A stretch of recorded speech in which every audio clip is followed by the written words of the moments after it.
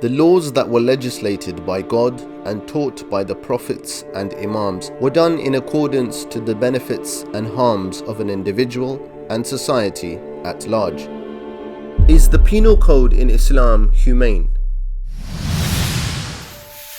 God created humans in order that they may reach perfection and salvation, and in order to help achieve that outcome, God ensured that He sent laws that kept us fixed on the right path.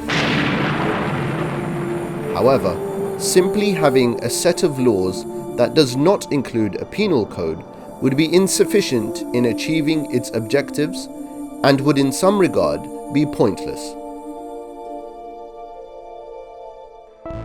To understand this a little more, imagine for a moment that breaking the law while driving was not a punishable offence. Whilst without a doubt there would still be people who drove sensibly, there would also be a number of people who would misuse this and drive dangerously, putting not only themselves at danger, but also others.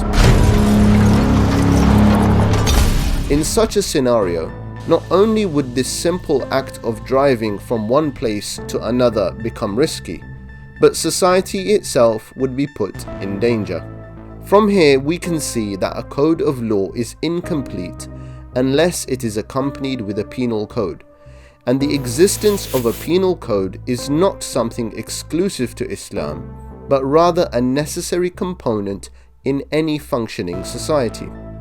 Islam too requires a penal code so that people take their responsibilities to God and one another seriously and not jeopardize their eternal life for temporary attractions.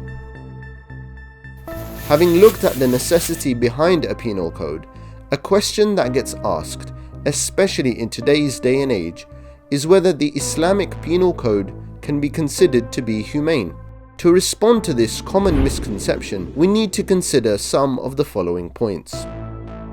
Punishments are considered to be reasonable based on the proportion between the crime and its effect. A person committing a crime is putting himself at risk of punishment in the hereafter, and therefore receiving punishment in this world would be a blessing for them, as they would not be punished twice for their action.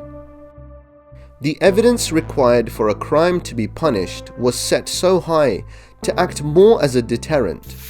History has shown that more of the serious types of punishments were carried out infrequently. Corporal punishment has been common practice in all societies for most of human history.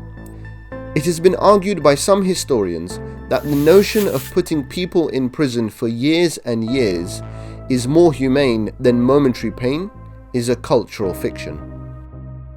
It could be argued that opponents of the Islamic penal code do not have a specific issue with the type of punishments per se, rather they have issues with the type of actions that are considered a crime.